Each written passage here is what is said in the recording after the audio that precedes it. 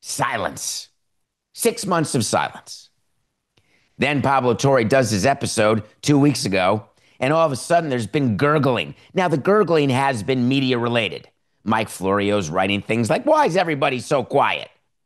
People wondering, what is this an interesting case of where both sides don't want any information out? So they're going to try to tourniquet the story, try to end it, make sure no one else is doing their homework. Does the NFL lean on its broadcast partners and say, hey, keep it quiet? No more finding out. Move on to the next thing. Oh, that never happens. You just listen to John Skipper. He never got called by anybody at any league asking him to do anything. Of course, Skipper doesn't get the call. If you think that network partners of sports leagues aren't paying attention to what the sports leagues want, you're just living in fantasy land. But then somebody at ESPN decided, Don Van Natta Jr. said, I'm going to write something. I'm going to do a little work. I'm going to see what's going on here. Let me get some info. And he discovered something absolutely insane to me. 6 months after the decision came out, 2 weeks after Pablo Torre finds out, and he found out, the NFL Players Association and Lloyd Howell Jr., the executive director of the Players Association, decided that they would file an appeal of the original ruling from January. And I said to myself, wow, that seems a little late to file an appeal 6 months later, especially when the deadline is 10 days. 10 days. Mike Florio found a source who said the NFL and the NFLPA, after the decision was made in January, they agreed to pause everything in the post-ruling process indefinitely.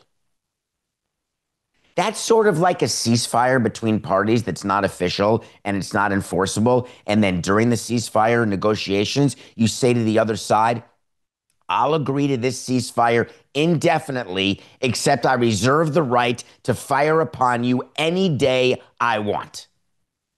What kind of horse hockey ceasefire is that? Ceasefire is meant to be that people can go about their business. They can invest in business. They can invest in family, and they cannot be in fear.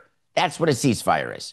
A ceasefire that can be broken any day without any consequence because that's been agreed to by both sides. That's the most tenuous ceasefire I've come across. But the NFL and the NFLPA had a détente, apparently, according to Florio, that said, we're going to pause, ceasefire. But if any of you want to do anything at any point, any of us, anytime, do it. And so the NFLPA said, this seems like a good time. Coincidentally, 2 weeks after Pablo's episode comes out, where the union leadership looks like dummies. Why do they look like dummies? Because what the agents have been doing and what the players have been doing post this ruling becoming public is saying, man, if I had just known, I would have gotten more money for my client. It's page 3 of the agent playbook. When you get a player signed and then you discover a set of facts that you can reasonably say would have led to a better job by you as the agent for your client, the player, you stand up and say, oh my God, Mr. Jones, do you have any idea how much more money I would have gotten if I had just seen that 61-page decision? If I had just known that teams were working together to quash salary, I would have stood up and shouted at the top of my lungs and you would have gotten an extra $2 million a year. It's literal negotiating hogwash that this is now a claim. You cannot cover up either your incompetency or the realities of the market or the realities of the talent of your player by saying, unknown info. What do you know? You know that people were trying to pay quarterbacks as little as possible? No way. That can't be true. I don't know how many times during the course of this show's run, for the next 20 years. Do I have to say it 20 times a year? Do I have to say it once a week? When you go to work today, I want you to ask your employer. I've said this to you so many times, but there's new people, and we love you. Thank you. Ask your employer a very simple question. Are you trying to pay me the least amount of money possible to do my job or the most amount of money possible to do my job? The answer 100% of the time, if the employer is not lying to you, will be that the employer is trying to pay you, the employee, the least amount of money possible for you to do the most amount of good work. It's not just about wide receivers and quarterbacks. So what do we have now in this situation? We have a situation where the union's appealing a decision, and somehow they're going to have to convince arbitrators that they're allowed to even appeal the decision because there was some sort of pause, like a legal tolling period. Tolling period in the law is when literally time stands still. It stops. That's what tolling means, not paying the toll. But a tolling period is that we were proceeding from X to Y. Stop. In the name of love, we are staying where we are until such time as the tolling period expires, and then we start going again. So if you have 10 days to do something, but that 10-day period tolls at day 5, and it tolls for a year, that means a year from that day becomes day 6. Weird, right? Time just stopping. So can you institute a tolling period, just the two of them, as they are negotiating once they see the decision from the arbitrator? Or do you think that the arbitrator, the NFL, and the NFLPA knew exactly what the 61-page decision was going to be before it was rendered? That would be an amazing thing to find out. Knowing what the result will be of a grievance before the grievance is filed. Epic. How many grievances I had filed against me where I knew what the result of the grievance was going to be, where I knew exactly what the settlement had to be. You're welcome, Josh Johnson. This continues to be the biggest nothing burger story, except one thing. When you hire someone to represent you, you have to talk about the rules of representation. When you hire someone to be your employee, you got to give a job description. You have to give them expectations. And then you have to be able to measure that person's performance based on the expectations that were set out for the person and agreed to. When you become the executive director of the union, there is part of the job where the players know in advance there's stuff going on that the ED does that we're not going to know about. That's why we hired him.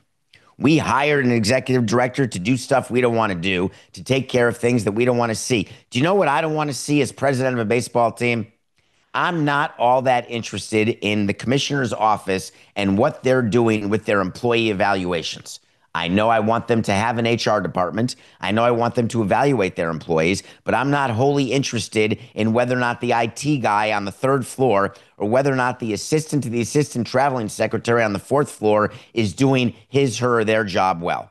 I want the commissioner and the commissioner's office to do it, and I'll pay 1/30th of the operating budget of the commissioner's office and saying, please, go do it. But here's what I won't do. I don't want to read in the newspaper about a TV deal that's being negotiated with ESPN because we're the ones who get to vote on it. We're the ones who decide on it. Don't make me and read about a deal. Communicate with team presidents and owners about things like that. There are very clear, defined sections of information that owners want, just like there are very clearly defined sections of information that players want from their leadership. The commissioner and the commissioner's office, they know exactly what they need to talk to the owners about and when and how. They're fully communicative. Are there things they do that we don't know about? Yes, because we ask them to do it.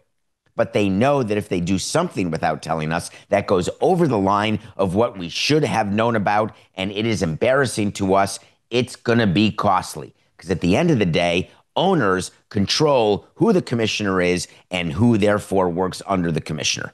The commissioner works for the owners. On the NFLPA side, on any Players Association side, it's the same thing. You work at the discretion, you work at the request, you work at the bequest, the inquest, the quest diagnostic of the players. And just like with owners and presidents, there'll be a bunch of stuff that players like, I don't really care much about this. But you better not get it wrong. Because if there's something that happens that really could have a deleterious impact on me and my career, I don't want to read about that or hear about it from Pablo Torre. So players are annoyed right now, angry, dare I say, with union leadership. What happens when the public gets hold of a story? They continue to dig, and then all of a sudden it takes on a life of its own. There's got to be someone to pay the price. There is no question in my mind that there is going to be a change in union leadership of the NFLPA. It has to happen.